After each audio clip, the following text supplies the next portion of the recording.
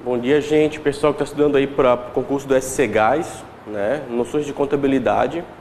Então, gente, nosso edital de noções de contabilidade, né? Se a gente olhar detalhadamente os conteúdos, ele tem conteúdos de orçamento, direito tributário, legislação tributária e noções de contabilidade, inclusive contabilidade, tá?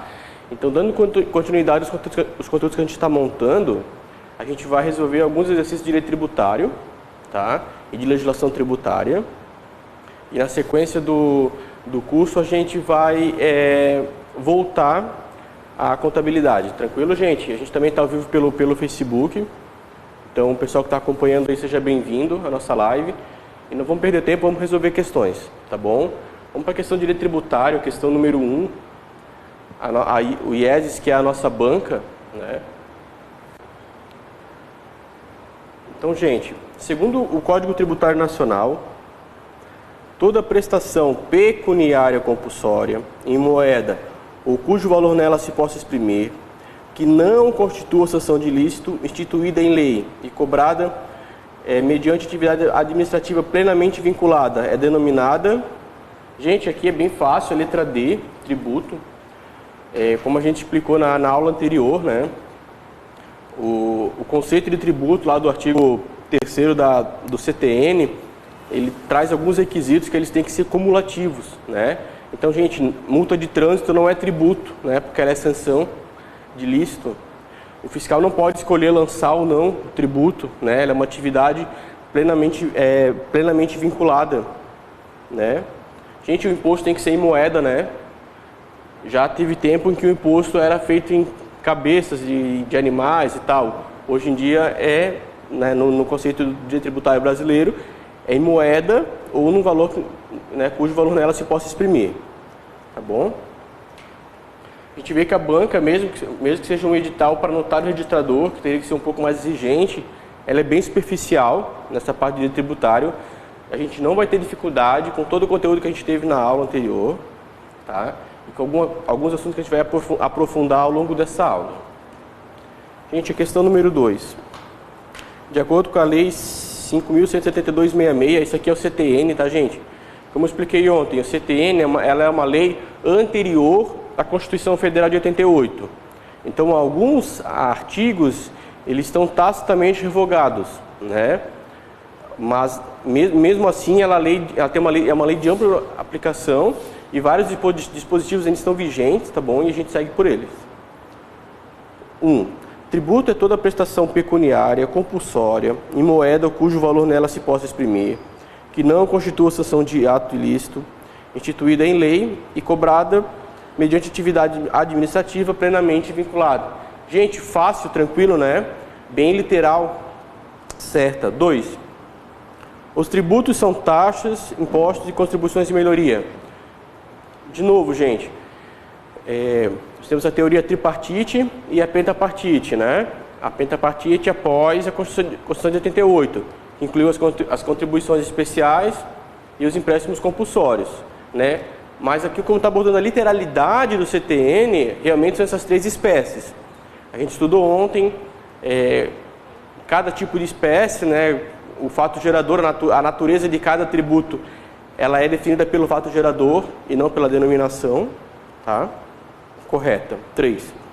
A natureza jurídica específica do tributo é determinada pelo fato gerador da respectiva obrigação. Acabei de falar, né, gente? Não importa a denominação, não importa a destinação dos recursos, né? O que importa é o fato gerador. Então, se possui veículo automotor, a propriedade de veículo automotor é um fato gerador de um imposto, não importa se seja cobrada uma taxa de propriedade de veículo automotor, aquele tributo vai ser um imposto, tá bom, gente? Não importa a denominação. Gente, importante, tá? Já que a gente falou do IPVA, o imposto, ele é desvinculado e ele tem também a arrecadação desvinculada. Lembra da aula de orçamento? A não vinculação das receitas e impostos? Então, a gente sempre escuta aquela história de eu pago um monte de IPVA e a estrada está cheia de buraco. Gente, o imposto ele tem a destinação não vinculada, tá bom? Então eu posso pegar o imposto do IPVA sobre carros e investir em hospitais, tá bom? Não é vinculado. 4. A natureza jurídica específica do tributo é determinada pelo fato gerador da respectiva obrigação. Ok. Sendo relevante para qualificá-la a destinação legal do produto. Falso, né, gente? É irrelevante a destinação legal do produto, tá bom? Então, essa questão aqui é a letra C, né? 1, 2 e 3. Mais uma, gente. Gente, eu procurei pegar todas as questões do IESES, tá? Que abordavam essa temática do conceito de tributo, do conceito de crédito tributário, das formas de lançamento, e a gente vai ver que é bem superficial. Dificilmente vai ter uma questão ali que vai precisar pensar um pouco mais, tá bom? 3. O tributo é toda prestação pecuniária compulsória, em moeda ou cujo valor nela se possa exprimir, que não constitua sanção de ilícito, instituída em lei e cobrada mediante atividade plenamente vinculada. Gente, é para ficar esse conceito na cabeça, né? Automatizado, não tem como a gente errar isso aqui, né? O próprio enunciado das questões, como a gente conversou anteriormente, ele traz assertivas corretas, então a gente tem que aprender a estudar também pelo enunciado das questões, tá? E não ir direto para as alternativas. Então, gente, de acordo com o CTN, né, são consideradas espécies de tributos, exceto contribuição de melhoria, está no CTN, taxas está no CTN, imposto está no CTN. Então, tarifa, né, gente, a tarifa ela é um preço público, né? Ela é uma retribuição, né? Então ela não tem caráter compulsório, ela não se encaixa no conceito de tributo, tá bom? É a letra B. 4. Analise as sentenças abaixo e assinale a opção correta considerando as disposições expressas do CTN. De novo, gente, eles vão no quê? Na literalidade do CTN, tá bom? 1. Os tributos são impostos, taxas e contribuições de melhoria. Certo. A natureza específica do tributo é determinada pelo fato gerador. Certo. A expressão legislação tributária compreende as leis, tratados, as convenções internacionais, os decretos e as normas complementares que versem no todo ou em parte sobre tributos e as relações jurídicas a eles pertinentes. Gente, aquele esqueminha que eu montei ontem no slide, né? A legislação tributária e também detalhei as normas complementares dentro da legislação tributária. Então, todos esses dispositivos que regem as relações jurídicas tributárias, tá, fazem parte da legislação tributária. Questão correta, tá? Aqui todas estão certas, né, gente? Letra A. 5. A Lei 5172-66, que é o CTN, né, poderia colocar sempre o CTN, mas tudo bem. Dispõe sobre o Sistema Tributário Nacional e institui normas gerais de direito tributário aplicáveis à União, Estados e municípios. Assinale a alternativa que determina de forma correta o conceito de tributo. Gente, a gente não precisa, eu não vou ler todas aqui, né? Eles trocam ali uma palavrinha ou outra, vamos direto no conceito certo para fixar, tá bom? D. Tributo é conceituado como sendo uma prestação compulsória em dinheiro, feita pelo sujeito passivo da obrigação tributária, em moeda, ou cujo valor nela se possa exprimir, não decorrente de sanção de ato ilícito, desde que instituído em lei e cobrado mediante uma atividade administrativa plenamente vinculada. Então a gente vê que eles mudaram um pouquinho o texto legal, mas a ideia é a mesma, né? Aqueles requisitos do conceito de tributo estão todos presentes aqui, tá bom? A letra D ela está correta. 6. Considerando as normas gerais de direito tributário estabelecidas pelo CTN, pode-se afirmar o seguinte sobre a legislação tributária. Então, gente, legislação tributária, né? Convenções, decretos, né? Normas complementares, as leis, né? A legislação tributária como um todo. A gente pode afirmar exceto A. Na ausência de disposição expressa, a autoridade competente pode aplicar a legislação para aplicar a legislação tributária sucessivamente a analogia, os princípios gerais de direito tributário, os princípios gerais de direito público e a equidade. Certo, gente? Isso aqui é importante, a gente vai até para o quadro, só para deixar bem claro, né? Então a gente vai ter a gente vai ter sempre assim, analogia, o princípio geral de direito tributário, os princípios gerais de direito público e a equidade. Gente, é sucessivo, tá? Então ele sempre vai procurar resolver com analogia. Não conseguiu, princípio geral de direito tributário. Não conseguiu, Princípios gerais de direito público. Não conseguiu, equidade. Tá bom? É isso que a expressão sucessivamente quer dizer, né? Ele tenta de uma maneira, não conseguiu. Isso aqui é uma forma, gente, de integração da legislação, né? De suprir lacunas, né? Porque nem todas as relações, nem todas as situações, elas estão previstas em lei, né? Então, quem é responsável por aplicação da legislação tributária pode se socorrer desses elementos aqui, dessas ferramentas aqui, tá bom, gente? Então, a letra A está correta. B. A legislação tributária aplica-se imediatamente aos fatos geradores futuros, passados, cuja ocorrência já está completa, e aos pendentes, cuja ocorrência tenha tido início, mas não esteja completa. Gente, de novo no quadro, tá? A gente estudou ontem aqui a nossa linha do tempo, né? A hipótese de incidência, o fato gerador, o lançamento e a execução fiscal, tá? Gente, se a legislação foi criada uma legislação tributária nova, tá? Em casos excepcionalíssimos, ela vai ter aplicação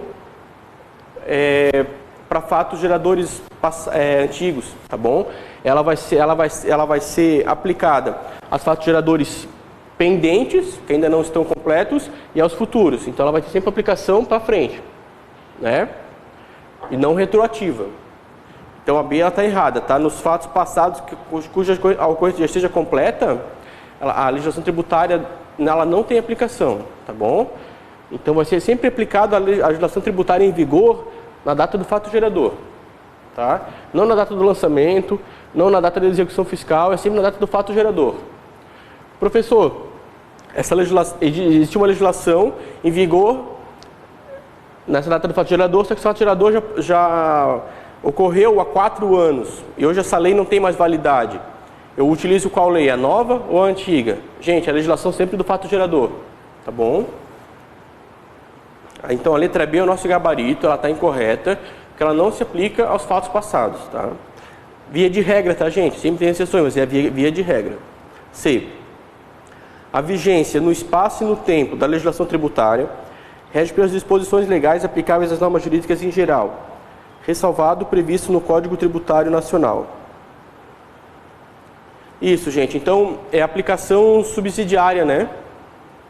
O Código Tributário Nacional, ele rege as relações e o que não tiver ressalvado no Código Tributário vai ser as normas gerais, né? As normas jurídicas em geral. Então, nem sempre o Código Tributário ele vai conseguir abarcar todas as hipóteses, né? Vai conseguir regulamentar todas as relações jurídicas. Então, para isso a gente vai se socorrer das normas gerais, tá bom? D. O emprego da analogia não poderá resultar na exigência de tributo não previsto em lei.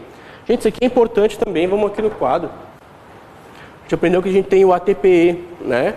Analogia e equidade. Gente, a analogia ela não resulta em tributo novo, tá? Não existe aquela previsão daquele tributo, mas eu vou usar uma analogia aqui, a legislação do IPVA, e vou fazer aquela tributação, não, tá? Na aplicação da analogia, a gente não pode resultar na exigência de tributo. E a equidade, ela não resulta em dispensa, tá? De tributo. Então isso aqui é importante, tá? A analogia, ela não resulta em tributo, e a equidade, ela não resulta em dispensa de tributo, tá? A letra D também está correta. Então, o gabarito dessa questão, vê que ela é um pouquinho mais elaborada, né, gente? É a B, tá bom? 7. Assinale a alternativa correta. Interpreta-se favoravelmente ao sujeito passivo a legislação tributária que disponha sobre a outorga de isenção. Gente, falso, tá? A gente aprendeu ontem que a gente tem as formas de extinção, né? Do crédito tributário, tem o crédito tributário, tem as formas de extinção, de exclusão e de suspensão, tá? As hipóteses de exclusão, a gente tem que fazer uma interpretação literal, tá? Então, sempre que for uma hipótese de exclusão, é o I, né? Anistia, isenção, a interpretação é literal, questão errada. B. A interpretação da legislação tributária será definida em ato normativo infralegal do sujeito ativo. Não, né, gente? a interpretação da legislação tributária, a aplicação da legislação tributária pelo agente, inclusive ela faz parte da legislação tributária. A gente viu lá em normas complementares, né? Que é aquelas práticas reiteradas, elas fazem parte da legislação tributária. Então, nem sempre são atos normativos, podem ser os atos assim recorrentes, a interpretação recorrente dos aplicadores da lei tributária, tá bom? A B está errada. A interpretação ela é feita na aplicação da lei, e não em ato normativo legal, exclusivamente. C. A taxa é tributo que decorre de uma atuação estatal, certo? E de um fato a ser realizado pelo sujeito passivo. Não, né, gente? A gente estudou ontem sobre os impostos, né? Sobre as taxas e sobre a contribuição de melhoria, né? Então a taxa, ela é um fato do sujeito ativo. Ela é uma prestação que o Estado faz, né? E por isso ele cobra a taxa. E o imposto, ela é um ato do sujeito passivo. Então o sujeito passivo adquire um carro, ele vira sujeito passivo do IPVA, né? Ali o Estado não tem interferência nenhuma. Agora, numa taxa, tem que ser um serviço que o Estado coloca à disposição ou presta efetivamente ao cidadão, ao contribuinte, tá bom? Questão incorreta. D. O imposto é tributo que decorre de um fato a ser realizado pelo sujeito passivo, independente de qualquer atuação estatal. Exato, né, gente? O Estado não tem nada a ver com a tua vontade de comprar um apartamento, tá bom? Comprou um apartamento, vai pagar ITBI, tá bom? Não depende da atuação estatal, é um ato do sujeito passivo. Então o gabarito nessa questão é a letra D.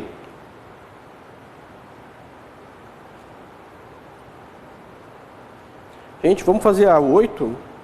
Aqui a gente já está abordando a parte do crédito tributário, tá?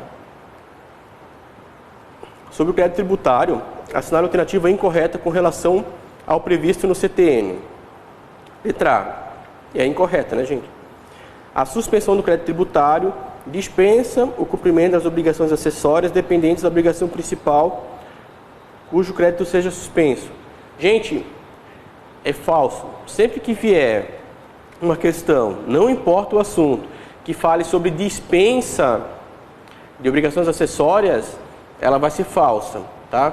A isenção dispensa obrigações acessórias, falso. A imunidade dispensa obrigações acessórias, falso. Aqui no caso a suspensão dispensa obrigações acessórias, falso. Gente, o que são as obrigações acessórias? É a entrega de guias, é a entrega de informações, é a escrituração de livros fiscais, né? É a escrituração fiscal digital. Então essas são as obrigações acessórias. Eu sou uma pessoa isenta, tudo bem, mas os meus livros, a minha escrituração, elas têm que estar em ordem. Descumpriu a obrigação acessória, ela vira obrigação principal, referente à penalidade por não ter cumprido as obrigações acessórias. Então a gente vai ver lá o seguinte: uma multa prevista para quem não entregar a escrituração fiscal digital no prazo. Aquela multa, ela vira obrigação principal, né? Porque a obrigação principal é a obrigação de pagar. De fato, a obrigação de desembolsar algum valor. E a obrigação acessória é uma obrigação de fazer ou de não fazer, né? Descumprir a obrigação acessória, não entreguei os livros, não fiz a escrituração, ela se converte em obrigação principal, tá bom? Então, gente, não tem como cair nessa pegadinha. Sempre que falar que dispensa obrigações acessórias, ela está incorreta, tá bom? O fisco tem interesse também naqueles agentes que não são contribuintes, que estão imunes, que estão isentos. Mas o fisco também tem interesse, tá? Então a letra E é o nosso gabarito. Vamos dar uma olhadinha nas outras, tá? Anistia é uma modalidade de exclusão. Gente, lembrando da aulinha, né, anterior, a exclusão é o AI, né? A suspensão é o moderê cocopá, né? E a extinção são os 11 que na verdade são 12, né? Então eu vou gravar essas hipóteses de suspensão, eu vou gravar as hipóteses de exclusão, e o que não for suspensão e exclusão é extinção, tá bom? Preciso saber cada hipótese dessas 12? Não, gente. A gente tem que aprender decadência e prescrição, e o resto vai vir literal para a gente, tá bom? Então, gente, anistia é uma hipótese de exclusão? Sim, né? A isenção, ela exclui o crédito, né? E a anistia, ela exclui a penalidade, né? Os acessórios. Lembra que a gente falou ontem sobre aqueles... pague seu IPTU atrasado, sem multa, sem juros e tal. Aquilo ali é uma anistia, né? C. São modalidades de extinção do crédito. Então, gente, os 11 aqui são 12. De extinção. O pagamento, que é a regra geral, correto. A decadência. Gente, ocorreu o fato gerador, eu tenho período para lançar. Não fiz o lançamento no prazo, decadência, tá bom? Lancei, o sujeito passivo não pagou e eu não entrei com a execução fiscal, prescrição, tá? Correto. A conversão de depósito em renda, exato, gente, foi aquela hipótese que eu falei ontem, onde deposita-se o valor que está sendo cobrado pela fazenda pública, o valor integral, e vai se discutir na esfera administrativa ou na esfera judicial, né? Transitado em julgado, caso o sujeito passivo perca a ação, aquele depósito inicial que ele fez lá no começo da ação é convertido em renda para a fazenda pública e extingue o crédito tributário, tá bom? E a compensação também, né, gente? A compensação foi aquele exemplo que eu usei do ICMS, né? Um supermercado, ele adquire as mercadorias, né? Se credita e ele dá saída de mercadorias e ele se debita. Então, no final do período de apuração, que pode ser mensal, pode ser até diário, né? Ele faz aquela apuração do ICMS, tudo que ele tem de crédito, tudo que ele tem de débito, e caso ele tenha mais créditos do que débitos, o crédito tributário se extingue pela compensação, tá bom? D. A moratória é modalidade de suspensão do crédito tributário. Sim, tá, gente? A moratória é o MO, né? É o MO. Então, a moratória, de fato, ela é uma hipótese de suspensão. Então, a gabarito da 8, gente, é a letra A, né? A gente viu que nunca dispensa. 9. Com base no CTN, assinale a alternativa correta sobre o crédito tributário. De novo. A. O crédito tributário decorre da obrigação principal e tem a mesma natureza dessa. Sim, tá, gente? Então, o crédito tributário, ele surge com o lançamento, né? Ele surge com o lançamento, fez o lançamento, gera-se o crédito tributário, né? Ele vai ter a mesma natureza da obrigação que deu origem, tá? Gente, a obrigação principal é de pagar, né? E a obrigação acessória é a obrigação de entregar guias, entregar formulários, escriturar os livros, tá bom? Então, a letra A está correta. Vamos ver onde é que está o erro das outras, tá? O lançamento reporta-se a data de ocorrência do fato gerador da obrigação e rege-se pela lei vigente na data do lançamento. Gente, eu já comentei isso, inclusive, hoje, tá? O lançamento, ele vai seguir a legislação vigente na data do fato gerador, tá bom? Na data do fato gerador. Está incorreto. C. O lançamento, regularmente notificado ao sujeito passivo, não pode ser alterado em hipótese alguma por iniciativa de ofício da autoridade administrativa. Gente, falso, tá? A gente estudou aqui os 3 tipos de lançamento, tá? Em algumas situações, o CTN autoriza que seja feita a alteração do lançamento de ofício pela Fazenda Pública. Normalmente tem a ver com no 149 do CTN, as hipóteses, né? Mas normalmente é alguma situação irregular, né? Que é uma correção de ofício, é uma omissão, é alguma fraude, simulação, alguma situação que autoriza a Fazenda a lançar de ofício, tá bom? Tá incorreto. D. A constituição do crédito tributário pelo lançamento não é de competência privativa da autoridade administrativa. Falso, né, gente? Autoridade, conceito de tributo, né? Ele é lançado por autoridade, ele é lançado por atividade administrativa plenamente vinculada, né? E a competência, ela é privativa da autoridade administrativa, tá? Errada. Então aqui era para ser a certa é a letra A, tá bom? 10. Olha só, gente, suspendem a exigibilidade do crédito tributário, tá? Será que cai isso em prova, gente? Será que cai o nosso Modelo Cocopar e o nosso AI? E o nosso 11, que são 12? Cai, né? Cai bastante. Gente, a concessão de medida liminar e mandado de segurança. Sim, né, gente? É o nosso CO. A gente vai ter 2 CO, né? Que são 2 liminares. Uma é no mandado de segurança e a outra é a liminar e mandado de segurança e a outra é a tutela antecipada, né? Em qualquer ação, tá bom? Então, a gente está fazendo as questões do IESES e das nossas hipóteses de suspensão, a gente já viu quase todos aqui do nosso macete, né? 2. A transação. Tá? Tem TRA aqui? Não, né? Então não é suspensão. A transação ela é uma forma de extinção, tá? O pagamento é o caso clássico de extinção. A prescrição e a decadência. Prescrição e decadência, elas são formas de extinção, tá bom? Então só a primeira está correta, tá, gente? A letra B. 11. Analise as sentenças abaixo e assinale a opção correta considerando as disposições expressas do CTN. Acerca das hipóteses que suspendem a exigibilidade. Então, gente, de novo, suspensão, tá? Suspensão. É o nosso Modelo Cocopar. A primeira, a moratória e a concessão de liminar e mandado de segurança. Certo, né, gente? A moratória e a concessão de liminar. Gente, o depósito parcial do montante e o parcelamento. Gente, o D é de depósito, né? Só que ele tem que ser integral, né?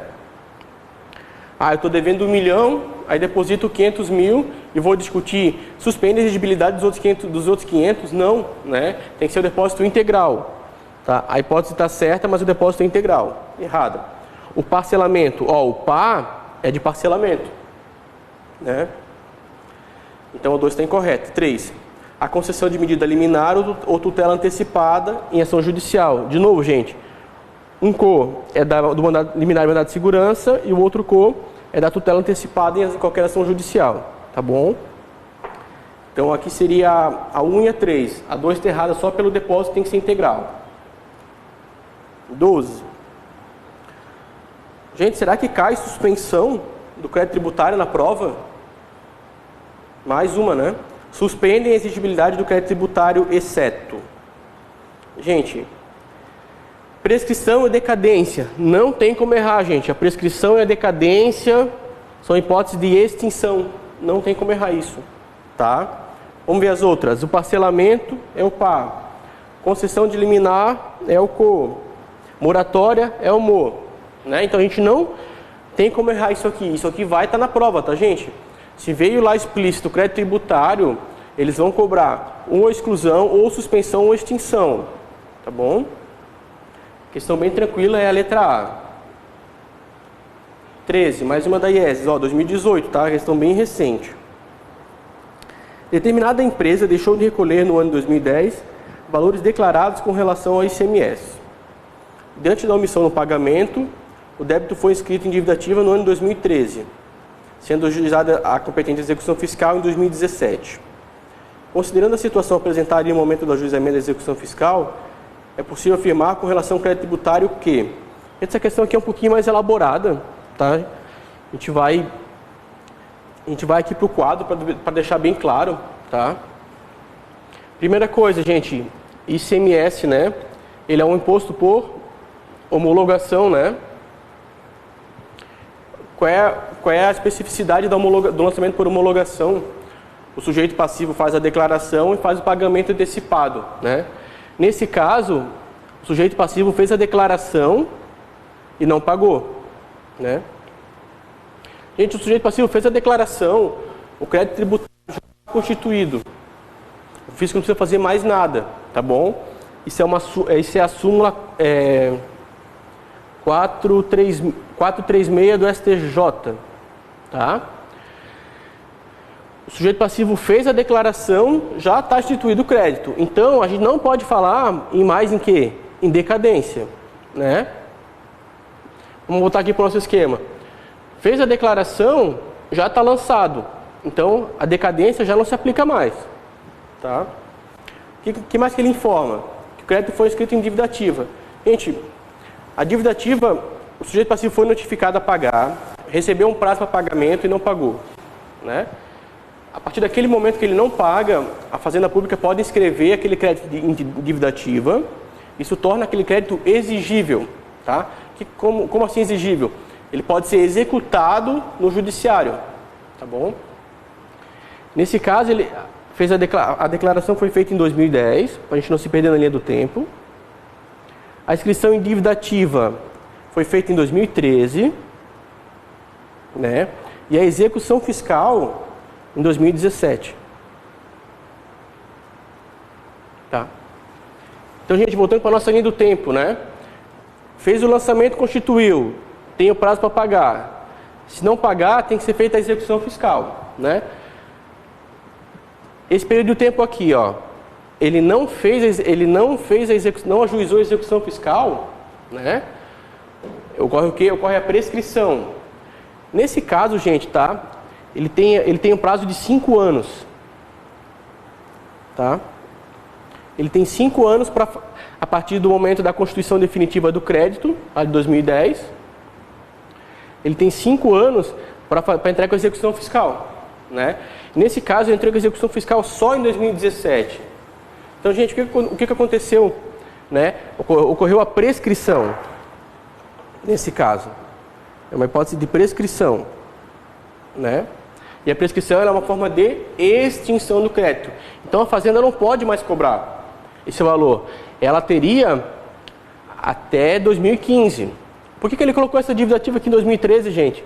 Para confundir, né? Porque os 5 anos não são contados da inscrição em dívida ativa. Eles são contados da constituição definitiva do crédito, via de regra. Tá? Então, nesse caso aqui, ocorreu a prescrição. Agora a gente vai, desenhadinha a situação, a gente vai olhar as alternativas, tá bom? Voltando lá na 13, né? O prazo decadencial deve ser contado nos termos do artigo 173. Não, gente, é a súmula 436, né? Quando é tributo por homologação, a declaração do sujeito passivo, ela já é a constituição definitiva, tá? Não se fala em prazo decadencial, tá bom? Já está constituído o crédito. Errada. B.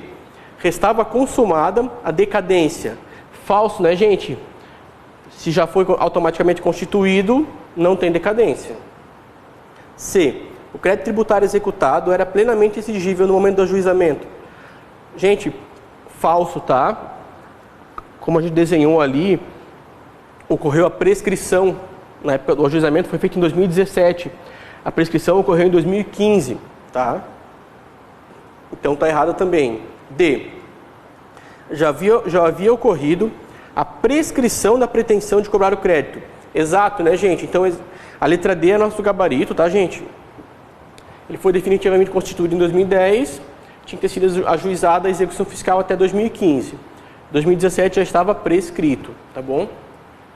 A Fazenda não pode mais cobrar.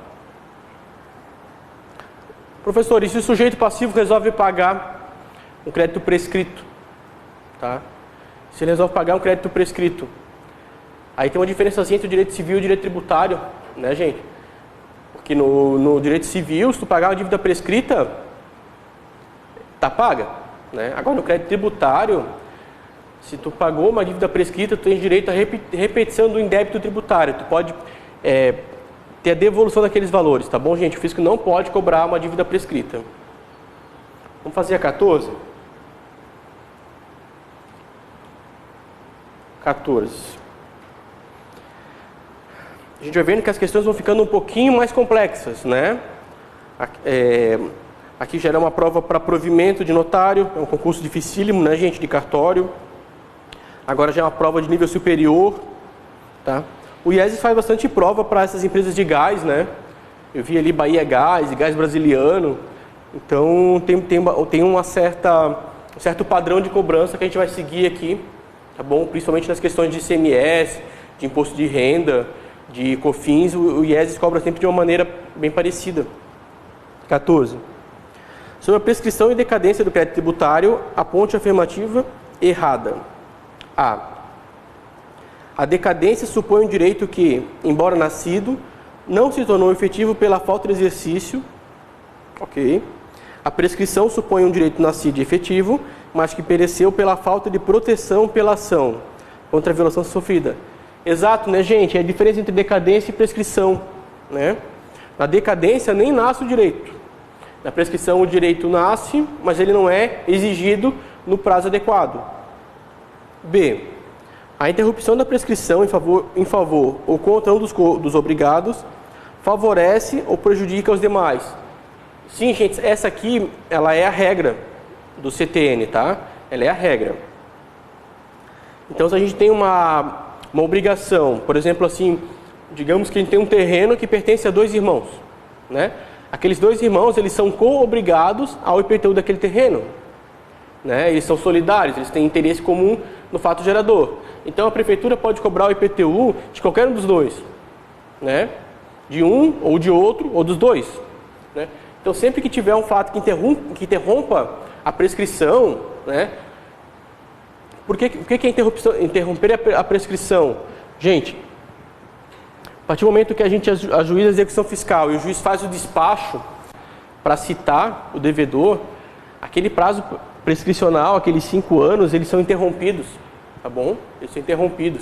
Então, ele ele não está mais sujeito à prescrição durante aquela ação. Aí depois, isso já é execução fiscal, existem as hipóteses de prescrição intercorrente e tal, quando não localiza bens, não localiza o sujeito passivo, tá? Mas isso não vai cair para a gente.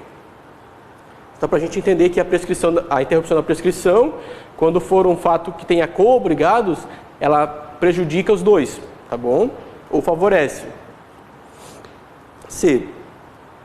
Através da súmula vinculante 8 do STF, o STF determinou que prazos de decadência e prescrição das contribuições previdenciárias são de 5 anos, não de 10, conforme preconizado na Lei 82.1291.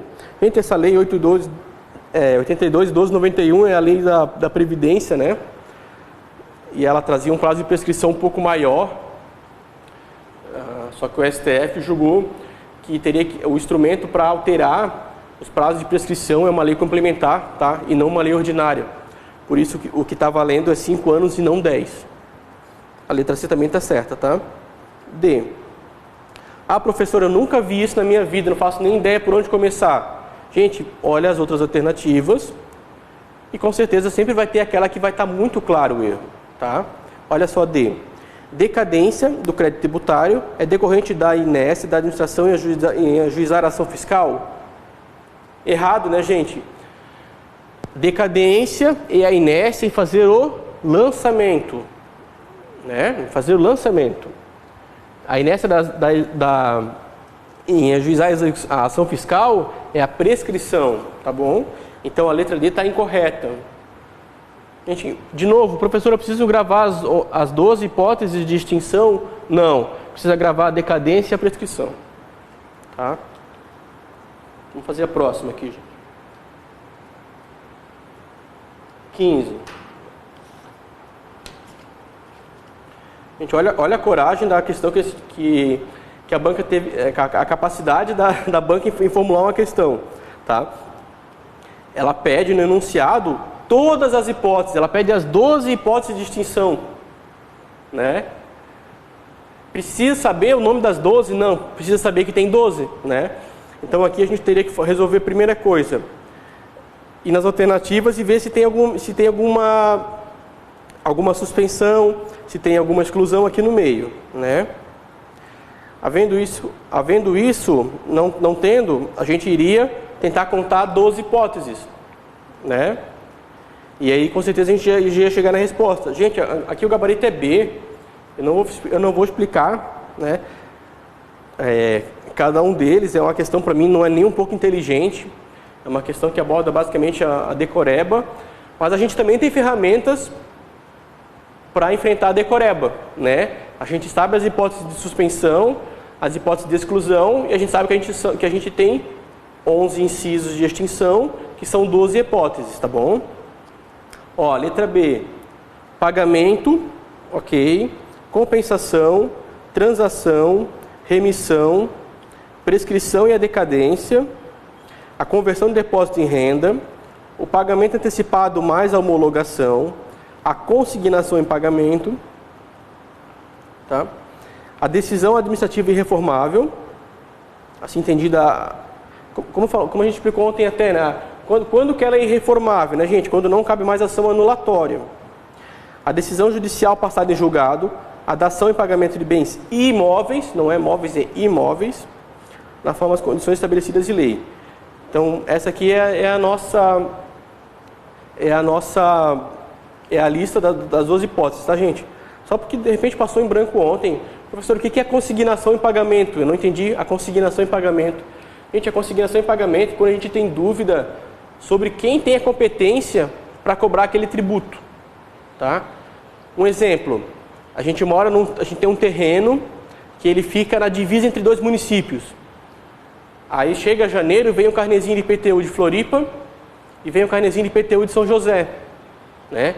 O teu terreno pertence a qual município? Os dois estão te cobrando.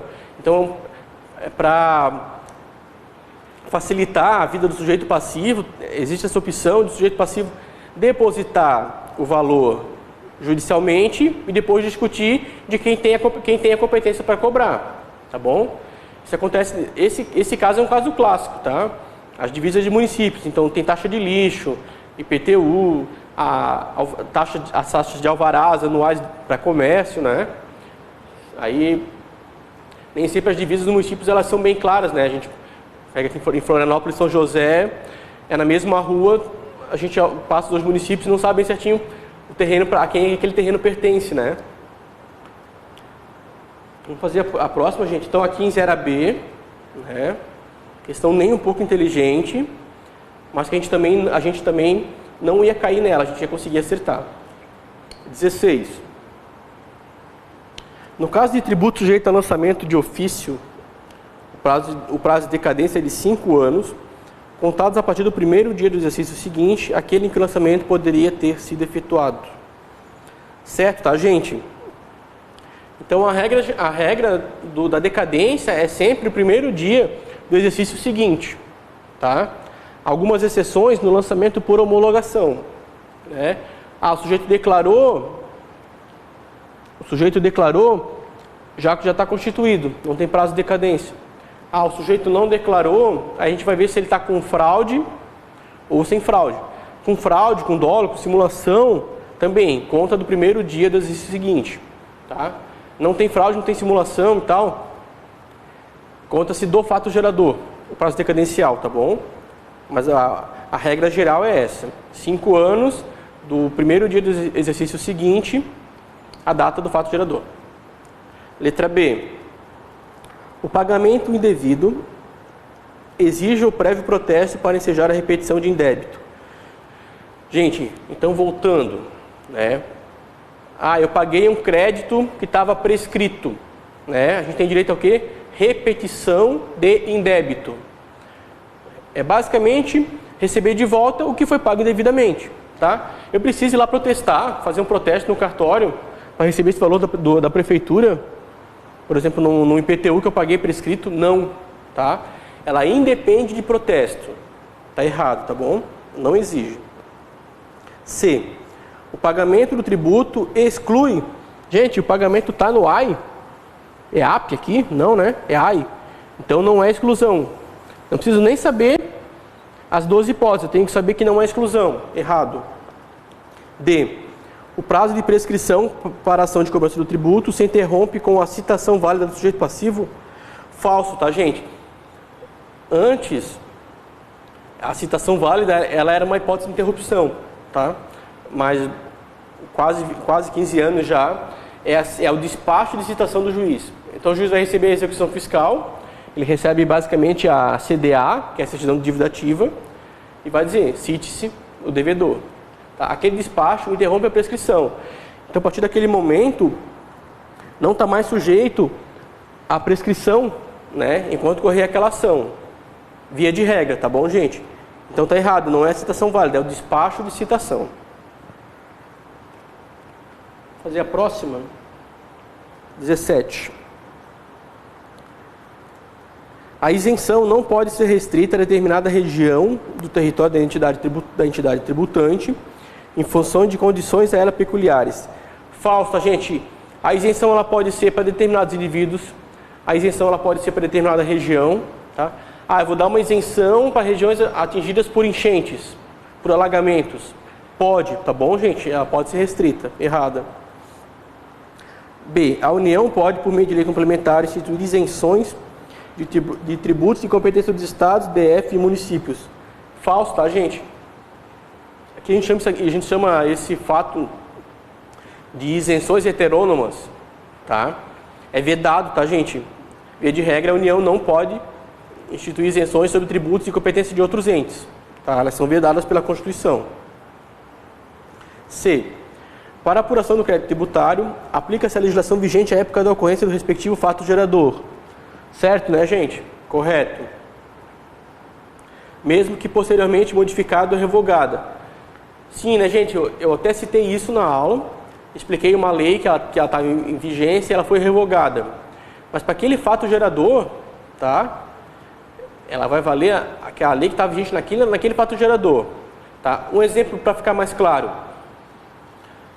O servidor público teve recentemente a alíquota do Estado aumentada, a alíquota de contribuição previdenciária aumentada de 11 para 14. Tá? Acho que foi em 2015. Então, em 2014, se ele tivesse que pagar uma contribuição atrasada, ele ia pagar a alíquota de 11%.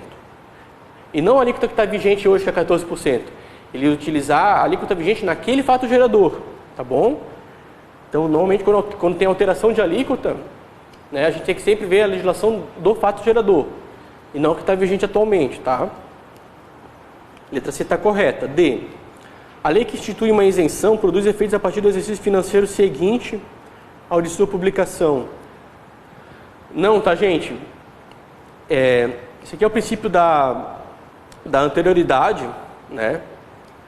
Isso é lá do direito tributário, isso não cai na nossa prova. Mas sempre que há uma majoração, uma criação de um tributo novo, né, a administração pública, via de regra, não pode sair cobrando aquele tributo. Ela tem que respeitar alguns prazos. Tá? Para alguns impostos, ela tem que respeitar um prazo de 90 dias e só pode cobrar no exercício seguinte. Tá? Por exemplo, o ICMS. Em alguns casos, ela não precisa respeitar os 90 dias, mas ela só pode cobrar no exercício seguinte. Tá? Por exemplo, aumento da base de cálculo de PVA. Em outros casos, ela tem que respeitar os 90 dias, mas não precisa esperar o exercício seguinte, que é o caso, por exemplo, do IPI. Tá bom? Então, mas é sempre quando ela piora a situação do sujeito passivo. Nesse caso, ela está instituindo uma isenção, ela está aliviando a carga do sujeito passivo, né, gente? Então não faz sentido ela esperar o exercício seguinte para fazer efeitos. Já pode ser efeitos imediatos, tá? Então, o gabarito dessa questão 17 era C. Tá?